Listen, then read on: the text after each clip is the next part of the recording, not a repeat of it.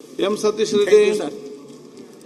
ಸನ್ಮಾನ್ಯ ಅಧ್ಯಕ್ಷರೇ, ಅವಕಾಶ ಕೊಟ್ಟಿದ್ದಕ್ಕೆ ಧನ್ಯವಾದ ಹೇಳ್ತಾ, ವಿಜಯ ಬ್ಯಾಂಕ್ ನೌಕರರ ಗೃಹ ನಿರ್ಮಾಣ ಸಂಘ ರಿಜಿಸ್ಟರ್ ಆಗಿರುವಂಥದ್ದು ನನ್ನ ಕ್ಷೇತ್ರದಲ್ಲಿ ಸುಮಾರು 3,000ಕ್ಕಿಂತ ಹೆಚ್ಚು ಜನ ಅಲ್ಲಿ ವಾಸ ಇದ್ದಾರೆ. ಅವರೆಲ್ಲ ಕೂಡ ಇದರಲ್ಲಿ ಮೆಂಬರ್ಸ್ ಆಗಿದ್ದಾರೆ. ಅಧ್ಯಕ್ಷರೇ, ಅವರು 2005-6ರಲ್ಲಿ 1,700 ಜನ ಸೈಟ್ ಬೇಕು ಅಂತ ಒಂದು ಅರ್ಜಿಯನ್ನು ಹಾಕೋತಾರೆ. ಆಗ ಅಲ್ಲಿನ ಸಂಘ SPR ಅನ್ನೋ ಒಂದು ಡೆವಲಪರ್ ಒಟ್ಟಿಗೆ ಮಾತಾಡಿ 120 ಎಕರೆ ಜಾಗವನ್ನು ಕೊಂಡ್ಕೋತಾರೆ. ಅಧ್ಯಕ್ಷರೇ, ಅದು 2005-6ರಿಂದ 2015ವರೆಗೂ ಕೂಡ ಜಾಗನೂ ಕೊಡಲ್ಲ. 69 ಕೋಟಿ ಅವ್ರು ಏನು ಹಣ ಕಟ್ಟಿರ್ತಾರೆ ಅವ್ರ ದುಡ್ಡು ವಾಪಸ್ ಕೊಡಲ್ಲ. ಅಧ್ಯಕ್ಷರೇ, ಅದು ಕಮರ್ಷಿಯಲ್ ಕೋರ್ಟ್ಗೆ ಒಂದು ಪಿಟಿಷನ್ ಅನ್ನು ಹಾಕೋತಾರೆ. ಅವರು ಆರ್ಬಿಟ್ರೇಷನ್ಗೆ ಒಂದು ಆರ್ಡರ್ನ ಮಾಡಿ ಆರ್ಬಿಟ್ರೇಷನ್ ಅಲ್ಲಿ ನೀವು ತೀರ್ಮಾನ ಮಾಡ್ಕೊಳ್ಳಿ ಅಂತ ಕೊಡ್ತಾರೆ. ಆರ್ಬಿಟ್ರೇಷನ್ ಅಲ್ಲಿ ಅಧ್ಯಕ್ಷರೇ ಅವರಿಗೆ 13.5% ಸೇರಿಸಿ 188 ಕೋಟಿ ರೂಪಾಯಿ ವಾಪಸ್ ಕೊಡಬೇಕು ಅನ್ನೋ ಒಂದು ಆರ್ಬಿಟ್ರೇಷನ್ ಅಲ್ಲಿ ತೀರ್ಮಾನ ಆಗುತ್ತೆ. ಅಧ್ಯಕ್ಷರೇ, ಅದಾದ್ಮೇಲೆ ಇನ್ನೊಂದು ಹೊಸ ವಿಜಯ ಬ್ಯಾಂಕ್ ಲೇಔಟ್ ಅಲ್ಲಿ ಹೊಸ ಡೈರೆಕ್ಟರ್ಸ್ ಅವರೆಲ್ಲ ಬರ್ತಾರೆ. ಅವ್ರು ಬಂದಾದ್ಮೇಲೆ ಈ ಒಂದು ಏನು ಕೇಸ್ ಹಾಕಿರ್ತಾರೆ ಆ ಕೇಸ್ನೇ ವಾಪಸ್ ತಗೊಳ್ಳೋದಕ್ಕೆ ಪ್ರಯತ್ನ ಮಾಡ್ತಾರೆ. ಅಧ್ಯಕ್ಷ, ಕೊಲಿಡ್ ಆಗ್ಬಿಟ್ಟು ಎಲ್ಲರೂ ಕೂಡ. ಆಗ ಮತ್ತೊಮ್ಮೆ ಅವರು ಯಾರು ವಿಜಯ ಬ್ಯಾಂಕ್ ಲೇಔಟ್ ಮೆಂಬರ್ಸ್ ಇದ್ದಾರೆ ಅವರೆಲ್ಲರೂ ಮತ್ತೆ ಹೈಕೋರ್ಟ್ಗೆ ಪಿಟಿಷನ್ ಹಾಕ್ತಾರೆ. ಅಧ್ಯಕ್ಷರೇ, ಅದನ್ನ ರಿಜಿಸ್ಟ್ರಾರ್ ಕೋಆಪರೇಟಿವ್ ಸೊಸೈಟಿ ರಿಜಿಸ್ಟ್ರಾರ್ಗೆ ಒಂದು ಹೈಕೋರ್ಟ್ ಡೈರೆಕ್ಷನ್ ಮಾಡುತ್ತೆ. ಯಾಕೆ ಅವರು 188 ಕೋಟಿ ಕಟ್ಟಲಿಲ್ಲ, ಮತ್ತೆ ಯಾರ್ಯಾರು ಇದರಲ್ಲಿ ಕೊಲಿಡ್ ಆಗಿದ್ದಾರೆ ಅವ್ರ ಮೇಲೆ ಕ್ರಮ ತೆಗೆದುಕೊಳ್ಳಿ ಅಂತ ಹೇಳ್ಬಿಟ್ಟು ಹೈಕೋರ್ಟ್ ಒಂದು ಕೋಆಪರೇಟಿವ್ ರಿಜಿಸ್ಟ್ರಾರ್ಗೆ ಒಂದು ಆರ್ಡರ್ ಮಾಡುತ್ತೆ. ಅಧ್ಯಕ್ಷರೇ, ಕೋಆಪರೇಟಿವ್ ರಿಜಿಸ್ಟ್ರಾರ್ ಅದನ್ನ ಕಂಪ್ಲೀಟ್ ಆಗಿ ತನಿಖೆ ಮಾಡಿ ಇವತ್ತಿನವರೆಗೂ ಅಂದ್ರೆ 2025ವರೆಗೂ ಕೂಡ 644 ಕೋಟಿ ಹಣ ಕಟ್ಟಬೇಕು. ಯಾಕಂದ್ರೆ ಆ ಜಾಗ ತಕರಾರಲ್ಲಿದೆ, ಅದನ್ನ ಮಾಡಕ್ಕಾಗೋದಿಲ್ಲ ಅನ್ನೋದು. ಮತ್ತೆ ಅವ್ರು ಯಾರು SPR ಅನ್ನೋ ಡೆವಲಪರ್ ಇದ್ದಾರೆ ಅವ್ರನ್ನ ಅರೆಸ್ಟ್ ಮಾಡಬೇಕು, ಮತ್ತೆ ಅವ್ರ ಹತ್ರ ಹಣ ವಸೂಲಿ ಮಾಡಬೇಕು ಅಂತ 2025ರಲ್ಲಿ ಆರ್ಡರ್ ಮಾಡಿದ್ದಾರೆ. ಅಧ್ಯಕ್ಷರೇ, ಇವತ್ತವರೆಗೂ ಅದನ್ನ ಇಂಪ್ಲಿಮೆಂಟ್ ಮಾಡ್ತಾ ಇಲ್ಲ. ಮತ್ತೆ ಕೋರ್ಟ್ ಇಂದ ವಾಪಸ್ ತಗೋಬೇಕು ಅಂತ ಕೇಸ್ನ ಅದೇನೋ ಬೇಲಿನೇ ಇದ್ದು ಒಲಮೆ ಇತ್ತಲ್ಲ, ಆ ರೀತಿ ವಿಜಯ ಬ್ಯಾಂಕ್ ಲೇಔಟ್ ಎಂಪ್ಲಾಯೀಸ್ ಕೆಲವು ಡೈರೆಕ್ಟರ್ಗಳು ಇವರು ಡೆವಲಪರ್ ಜೊತೆ ಸೇರ್ಕೊಂಡು ವಾಪಸ್ ತಗೊಳ್ಳೋ ಪ್ರಯತ್ನನೂ ಆಗ್ತಾ ಇದೆ. ಆದ್ರಿಂದ ಕೋರ್ಟ್ ಏನು ಆರ್ಡರ್ ಮಾಡಿದೆ ಮತ್ತೆ ರಿಜಿಸ್ಟ್ರಾರ್ ಏನು ತೀರ್ಮಾನ ಮಾಡಿ 644 ಕೋಟಿ ಕಟ್ಟಬೇಕು ಅಂತ ಹೇಳಿದ್ದಾರೆ, ಅದು ಒಂದು ತನಿಖೆ ಆಗಬೇಕು. ಮತ್ತೆ ಅದನ್ನ ದುಡ್ಡು ವಾಪಸ್ ಕಟ್ಟೋ ರೀತಿ ಆಗ್ಬೇಕಾಗಿದೆ. ಅಧ್ಯಕ್ಷ, ಇಲ್ಲ ಆದ್ರೆ ಎಂಪ್ಲಾಯೀಸ್ ಹಣ ಎಲ್ಲ ಕಂಪ್ಲೀಟ್ ಆಗಿ ನೀರಲ್ಲಿ ಹೋಮ ಮಾಡ್ದಂಗೆ ಆಗುತ್ತೆ. ಅಧ್ಯಕ್ಷ, ಅದಕ್ಕೆ ಅಶೋಕ್ ಅವ್ರ ಹಿಂದೆ ಉತ್ತರಳ್ಳಿ MLA ಆಗಿದ್ರು, ಅವರ ಸಂದರ್ಭದಲ್ಲಿ ಅದು ಹಣ ಉತ್ತರ ಕೊಡಿ ಕಟ್ಟಿದಂತದ್ದು. ಅದಾದ್ಮೇಲೆ ಈಗ ನನಗೆ ಅವ್ರ ಮನವಿಯನ್ನ ಕೊಟ್ಟಿದ್ದಾರೆ, ಮತ್ತೆ ಅವ್ರಿಗೂ ಮನವಿ ಕೊಟ್ಟಿದ್ದಾರೆ. ಅಧ್ಯಕ್ಷ, ಅವರು ನಾನು ಹಳೆ MLA ಅಲ್ಲಿ ವಿಜಯ ಬ್ಯಾಂಕ್ ಕಾಲೋನಿ ತಮ್ಗೆ ಗೊತ್ತಿದೆ, ಮಂಗಳೂರು ಕಡೆಯವರೆಲ್ಲ ಸೇರಿ ಮಾಡಿರೋದು. ಸುಮಾರು 3,000 ಜನ ಪಾಪ ಅವ್ರ ಮನೇಲಿ ಏನೇನಿತ್ತು ಅಡ್ಬಿಟ್ಟು ತಾಲಿ ಇಟ್ಟು ಏನೇನೋ ಮಾಡಿದ್ದಾರೆ. ಪಾಪ ಆ ಕಾಲದಲ್ಲಿ ದುಡ್ಡು ಕಟ್ಟಿದ್ದಾರೆ. ಆ ಕಾಲದಲ್ಲಿ ದುಡ್ಡು ಕಟ್ಟಿ ಇವರಿಗೆ SPR ಅಂತ ತಿಮ್ಮೇಗೌಡ, ಲಿಕ್ಕರ್ ಕಿಂಗ್ ಅವರು ತಿಮ್ಮೇಗೌಡ, ಇವ್ರಿಗೂ ಅದಕ್ಕೆ ಸಂಬಂಧನೇ ಇಲ್ಲ. ಇವನೇ ಸೊಸೈಟಿ ಫಸ್ಟ್ ಟೈಮ್ ಮಾಡಿರೋ ಅಂಥದ್ದು. ಇವನು ಲಿಕ್ಕರ್ ತಯಾರು ಮಾಡ್ತಾ ಇದ್ದವರು ಇಲ್ಲಿ ಬಂದ್ಬಿಟ್ಟಿದ್ದಾನೆ ಡೆವಲಪಿಂಗ್ ಇದಕ್ಕೆ. ಅಲ್ಲಿ ಮೋಸ ಮಾಡಿದ್ದಾನೆ, ಇಷ್ಟುವರೆಗೂ ಮೋಸ ಮಾಡ್ಕೊ ಬಂದಿದ್ದಾನೆ. ಕೊನೆಯಲ್ಲಿ ಕೋರ್ಟಲ್ಲಿ ಅವನಿಗೆ ನೀನು 185 ಕೋಟಿ ರೂಗಳು 2013 ಒಳಗಡೆ ಪಾವತಿಸಬೇಕು ಅಂತ ಹೇಳಿದ್ದಾರೆ. ಅದಕ್ಕೆ 13% ಹಾಕಿದ್ದಾರೆ. ಈಗ ಅದು ನಮ್ಮ ಸತೀಶ್ ರೆಡ್ಡಿ ಹೇಳ್ದಂಗೆ 644 ಕೋಟಿ ಆಗ್ಬೇಕು ಅಂತ. ಈಗೇನಾಗಿದ್ದಾರೆ, ನಮ್ಮ ಸಹಕಾರ ಇಲಾಖೆ ಇದೆಯಲ್ಲ ಅದರ ನಿಬಂಧಕರು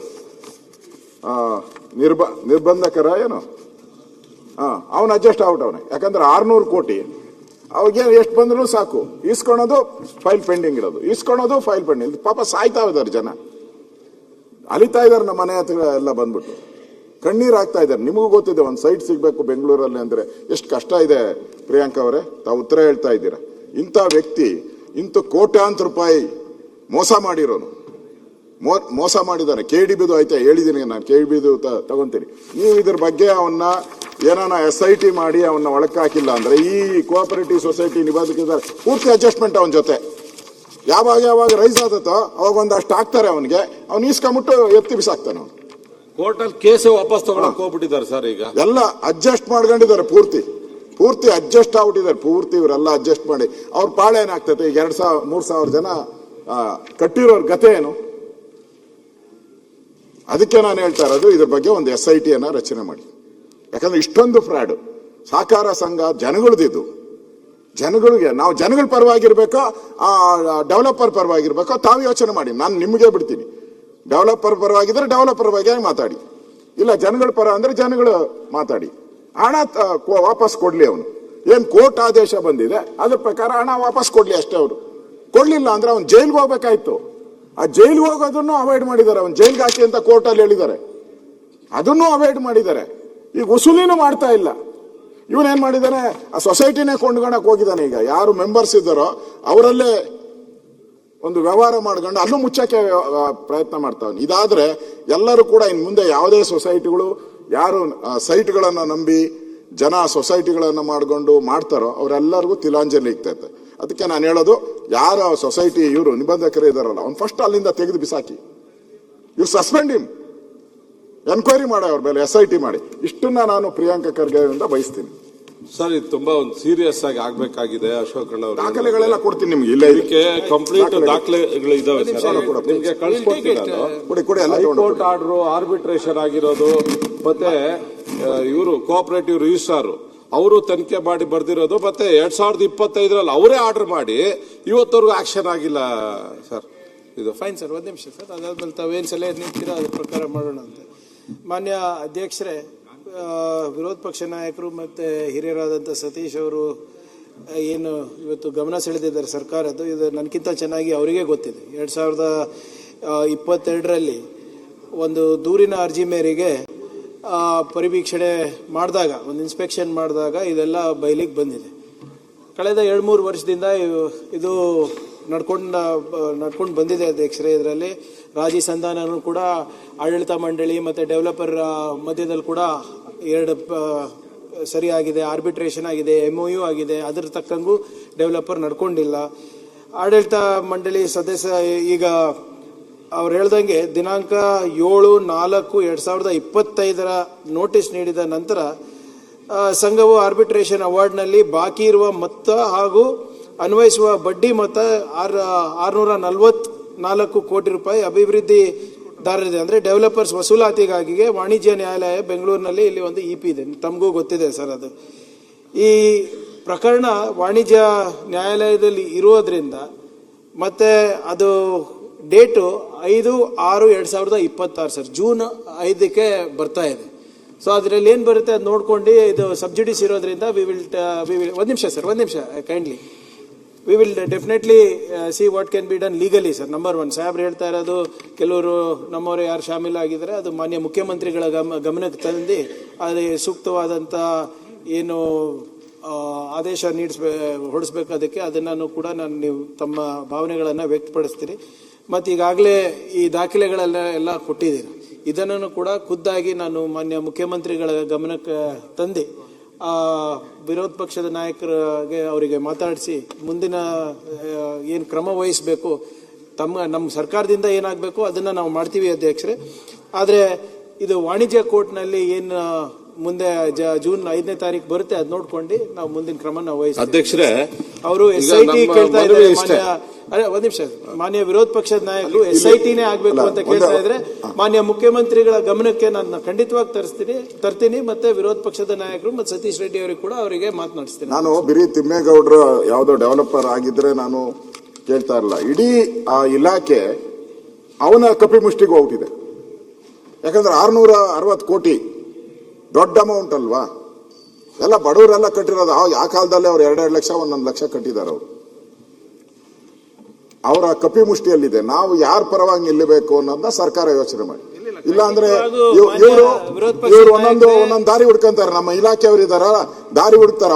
ಇವರೇ ಕೋರ್ಟ್ಗೆ ಹೆಂಗೆ ಹೇಳ್ಬೇಕು ಅಂತ ಇವರೇ ಹೇಳ್ಕೊಡ್ತಾರೆ, ಕೋರ್ಟ್ಗೆ ಹೆಂಗ ಹಾಕ್ಸ್ಬೇಕು ಅಂತ ಇಡ್ತಾರೆ, ಯಾರು ಲಾಯರ್ ಇಡ್ಬೇಕು ಅಂತ ಇವರೇ ಹೇಳ್ಕೊಡೋದೆಲ್ಲ, ಇವರೇ ಹೇಳ್ಕೊಡೋದು. ವಿರೋಧ ಪಕ್ಷದ ನಾಯಕರೇ, ನಮ್ಮ ಸರ್ಕಾರ ಯಾವಾಗ್ಲೂ ಶ್ರೀಸಾಮಾನ್ಯನ ಪರವಾಗಿರೋದು, ಯಾವ ಡೆವಲಪರು ಇಲ್ಲ, ಏನಿಲ್ಲ. ಈಗ ನಾವು ಬಂದ್ಮೇಲೆ ಕೂಡ ಇದನ್ನ ನಾವು ಮಾಡಿಸ್ತಾ ಇದೀವಿ. ಇದು ಆಗ್ತಾ ಇರೋದು ಇಲ್ಲ, 2022ರಿಂದ ನಡೀತಾ ಇದೆ. ನಾವು ಇದ್ರ ಬಗ್ಗೆ ಗಂಭೀರವಾಗಿ ಪರಿಗಣಿಸ್ತಾ ಇದೀವಿ. ಆಮೇಲೆ ಮಾನ್ಯ ಮುಖ್ಯಮಂತ್ರಿಗಳ ಈ ಹುದ್ದೆನಲ್ಲಿ ಇರೋದ್ರಿಂದ ನೀವೇನು ಹೇಳ್ತಾ ಇದ್ದೀರಾ, ಸತೀಶ್ ರೆಡ್ಡಿ ಅವ್ರು ಏನು ಹೇಳ್ತಾ ಇದ್ದಾರೆ, ಮಾನ್ಯ ಮುಖ್ಯಮಂತ್ರಿಗಳ ಗಮನಕ್ಕೆ ತಂದು ಸೂಕ್ತವಾದಂಥ ಕ್ರಮ ತಗೊಳ್ಳಕ್ಕೆ ಬಯಸ್ತಾ ಇದೀವಿ. ಯಾವ ಅಧಿಕಾರಿಗಳಿರ್ಬೋದು ಅಥವಾ ಬೇರೆ ಸಿಬ್ಬಂದಿಗಳಿರ್ಬೋದು ಸರ್ಕಾರದ ದಾರಿಯನ್ನು ತಪ್ಪಿಸೋಕ್ಕೆ ಆಗೋದಿಲ್ಲ. ನಾವು ಯಾರು ಸೈಟ್ ತಗೊಂಡಿದ್ದಾರೆ, ಯಾರು ಅನ್ಯಾಯ ಒಳಪಟ್ಟಿದ್ದಾರೆ, ಅವ್ರ ಪರವಾಗಿದ್ದೇವೆ. ಅವ್ರಿಗೆ ನ್ಯಾಯ ಕೊಡಿಸೋದು ನಮ್ಮ ಜವಾಬ್ದಾರಿ. ಅದ್ರ ತಕ್ಕಂಗೆ ನಾವು ನಡ್ಕೋತೀವಿ ಅಧ್ಯಕ್ಷರೇ. ನಾವು ಅದನ್ನೇ ವೆಯ್ಟ್ ಮಾಡ್ತಾ ಇದ್ದೀರಿ. ನೀವು ಸರಿಯಾಗಿ ನಮ್ಗೆ ಉತ್ತರ ಬಂದಿಲ್ಲ ಅಂದ್ರೆ ಒಂದು ವಾರದಲ್ಲಿ ನಾವು ಇದನ್ನ ನಿಲುವಳಿ ಸೂಚನೆನೇ ತರ್ತೀವಿ. ಚರ್ಚೆ ಅಧ್ಯಕ್ಷರೇ, ವಿರೋಧ ಪಕ್ಷದ ನಾಯಕರೇ, ತಾವು SIT ಕೇಳಿದ್ರೆ I cannot commit on behalf of CM. ನಾನು ಹೇಳ್ದಂಗೆ ಇದನ್ನ ಕೊಡೋದು ನನ್ನ ಜವಾಬ್ದಾರಿ ಇದೆ. 100% ನಾನು ಸಲ್ಲಿಸ್ತೀನಿ. ಮಾನ್ಯ ಮುಖ್ಯಮಂತ್ರಿಗಳು ಕೂಡ ತಮ್ಮ ಜೊತೆ ಚರ್ಚೆ ಮಾಡಿ ಹೇಳ್ತೀನಿ. ಈ ಪ್ರಾಬ್ಲಮ್ ಏನಂದ್ರೆ ಈಗ ಏನ್ ಕೇಸ್ ಬರ್ತಾ ಇದೆ, ಇವ್ರು ಕೆಲವರು ಬೇರೆ ಡೈರೆಕ್ಟರ್ಗಳಿದಾರಲ್ಲ ವಿಜಯ ಬ್ಯಾಂಕ್ ಲೇಔಟ್, ಅವರು 2 ಸರಿ ಇತ್ಯರ್ಥ ಆಗಿರೋದು ಕೋರ್ಟ್ ಅಲ್ಲಿ ಇದೆ ಅಲ್ಲ, ಅದನ್ನ ವಾಪಸ್ ತಗೊಂಡು ಮತ್ತೆ ಒನ್ ಟೇಬಲ್ ಅಲ್ಲಿ ಕೂತ್ಕೊಂಡು ಮಾತಾಡ್ಲಿಕ್ಕೆ ಏನೋ ಅಡ್ಜಸ್ಟ್ಮೆಂಟ್ ಮಾಡ್ತಾ ಇದ್ದಾರೆ. ಕೇಸ್ ವಾಪಸ್ ತಗೊಂಬಾರ್ದು ಅಂದ್ರೆ ನಿಮ್ಮ ಇಲಾಖೆ ಕೋಆಪರೇಟಿವ್ ಸೊಸೈಟಿ ತಕ್ಷಣ ಆಕ್ಷನ್ ಆಗ್ಬೇಕಿದು. ಇಲ್ಲ ಅಂತ ಹೇಳಿದ್ರೆ ಮತ್ತೆ ಇನ್ನೊಂದ್ಸರಿ ಆಗುತ್ತೆ ಸರ್. 2 ಸರಿ ರಾಜಿ ಮಾಡಿಕೊಂಡು ದುಡ್ಡು ಕಟ್ಟಲಿಲ್ಲ ಅವರು ಏನು ಕೋರ್ಟ್ ಇಂದ ಹೊರಗಡೆ ಬಂದು ಕೇಸ್ ವಾಪಸ್ ತಗೊಳ್ಳೋದು, ಮತ್ತೆ ಹೊಸ ಕೇಸ್ ತರ ಅದು ಶುರುವಾಗೋದು, ಮತ್ತೆ 0 ಇಂದ ಶುರು ಆಗೋದು. ಅವ್ರಿಗೆ ಟೈಮ್ ಸಿಗ್ತಾನೆ ಹೋಗ್ತಾ ಇದೆ. 2005-6 ಅಂದ್ರೆ ಸರ್ 20 ವರ್ಷ ಆಗೋಯ್ತು. ಇನ್ನೊಂದು 20 ವರ್ಷಕ್ಕೆ ಪಾಪ ಅರ್ಜಿ ಹಾಕ್ತವ್ರೆಲ್ಲ ಸತ್ತೋಗ್ಬಿಡ್ತಾರೆ ಸರ್. ಆಮೇಲೆ ಕೊಟ್ಟು ಪ್ರಯೋಜನ ಏನೂ ಇಲ್ಲ. ಅದಕ್ಕೆ 644 ಕೋಟಿ ಅವ್ರು ಏನ್ ದುಡ್ಡು ಕಟ್ಬೇಕು, ಫಸ್ಟ್ ಅವ್ರು ಕಟ್ಟಿದ್ರೆ ಬೇರೆ ಎಲ್ಲಿ ಬೇಕೋ ಜಮೀನ್ ಸಿಗುತ್ತೆ, ತಗೋತಾರೆ. ಇಲ್ಲ, ಖಂಡಿತವಾಗೂ ಅಧ್ಯಕ್ಷರೇ, ಕೋರ್ಟ್ ಕೇಸ್ ವಾಪಸ್ ಸರ್.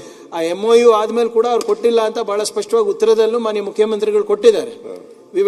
ಡೆಫಿನೆಟ್ಲಿ ಇದಕ್ಕೇನಿದೆ, ನಾವು ಒಂದು ಲಾಜಿಕಲ್ ಎಂಡಿಗೆ ತಗೊಂಡು ಹೋಗುವಂತ ಪ್ರಯತ್ನ. ರಿಜಿಸ್ಟ್ರಾರ್ಗೂ ಸೂಚನೆ ಹೋಗ್ಬೇಕು ಸರ್, ಯಾವ ಕಾರಣಕ್ಕೂ ಕೇಸ್ ನ ವಾಪಸ್ ಮಾನ್ಯ ಮುಖ್ಯಮಂತ್ರಿಗಳ ಗಮನಕ್ಕೆ ನಾನು ತರ್ತೀನಿ.